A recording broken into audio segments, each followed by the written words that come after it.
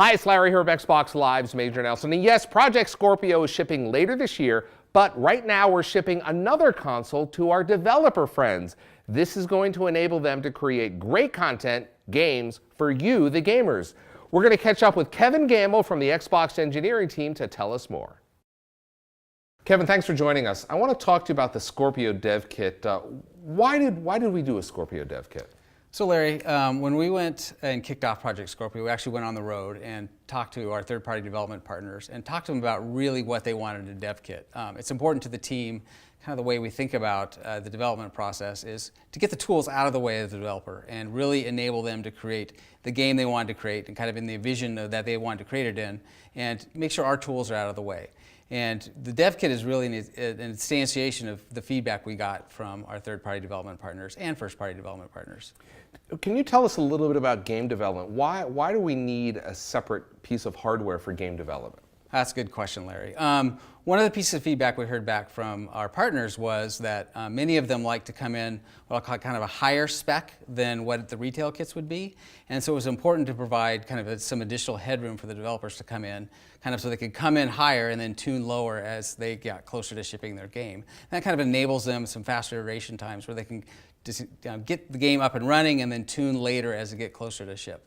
How is the dev kit different? I mean, physically it looks different. I see things on here that I haven't seen on Project Scorpio, so can you walk us through some of the differences? Absolutely. Certainly a lot more headroom. So to start with, it has 4 more CUs than the retail kit. It comes with 12 more gigs of RAM, so it's got 24 total gigabytes of GDDR5 RAM, and it's got an additional 1 terabyte SSD hard disk drive, which lets game developers leverage that to really improve just what we call development iteration times, or kind of quick inner loop. So they can quickly debug something, for example, deploy it to the kit, get it up and running, test their kit, and then redo that over and over and over again as quick as possible. Kevin, the kit looks completely different from Project Scorpio. I see different buttons, I see a different display, some other things in the back here. What's going on here? So all this is feedback we heard back from both our first and third-party development partners. This is the kit that even the Xbox platform team developers want to use. It is so good from the inside and from the outside. For example, the front panel display and the 5 programmable buttons. We ship with a number of what I'll call canned or samples for those, but those are programmable by the developer to do anything they want. So you can imagine a scenario in the lab where they have a headless scenario where they don't want to have a monitor for every dev kit.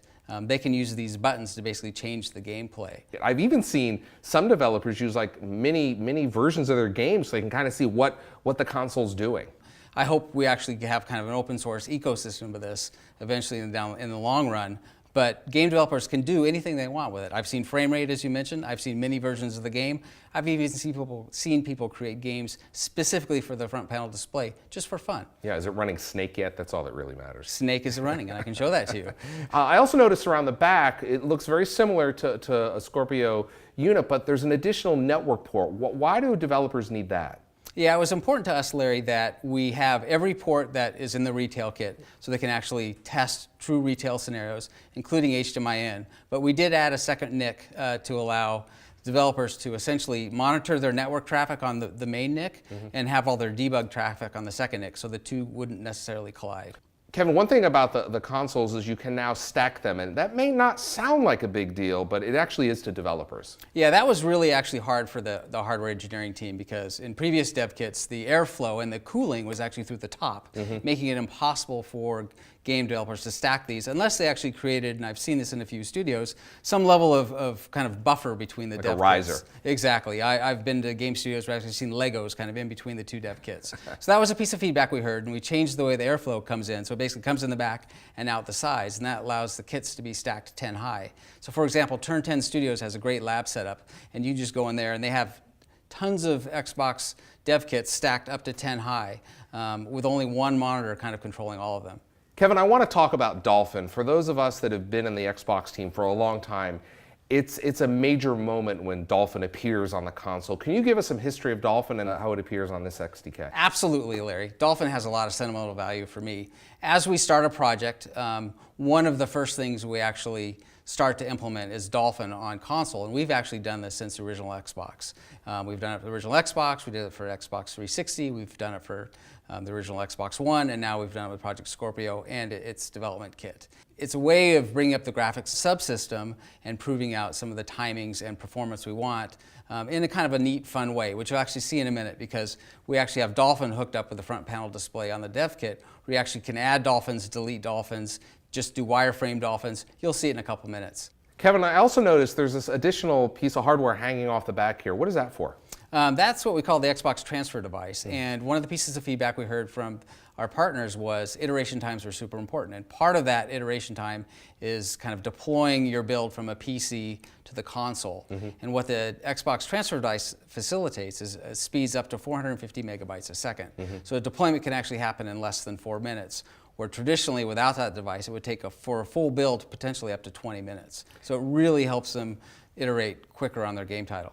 Sounds like you checked a lot of boxes for developers, and that can mean really one thing, which is great games coming to Project Scorpio. You got it, Larry. You're absolutely right. Feedback so far, as we've sent dev kits out to our partners, has been fantastic, and I can't wait to see what they have at E3.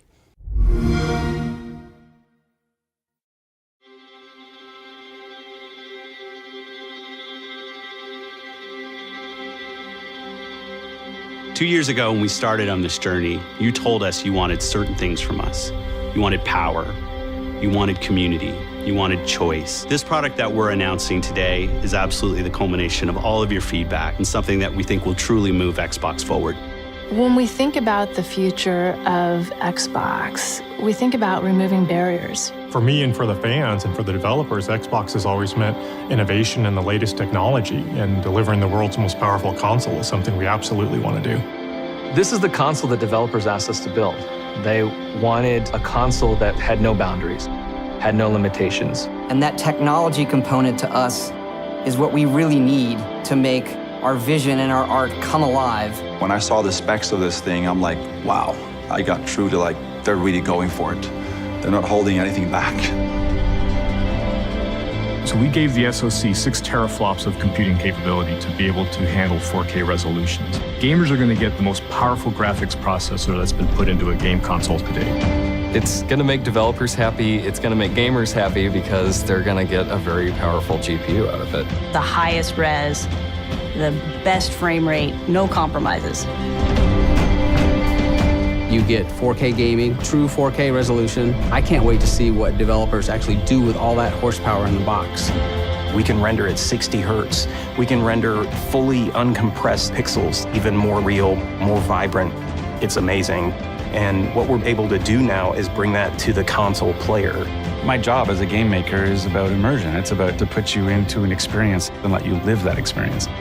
The richer and more accurate those visuals are, the more immersive it is. And if we can get a lot more performance, and I mean a lot more, like with this, we get to much greater and better game experiences as a result.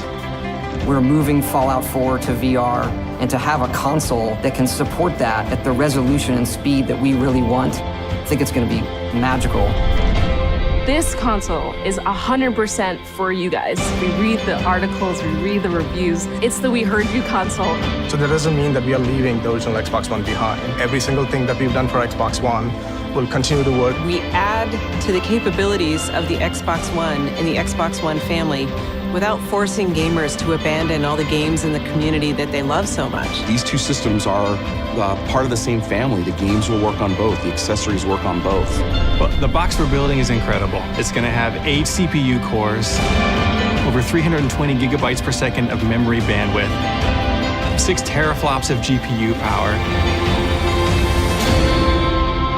It's a monster.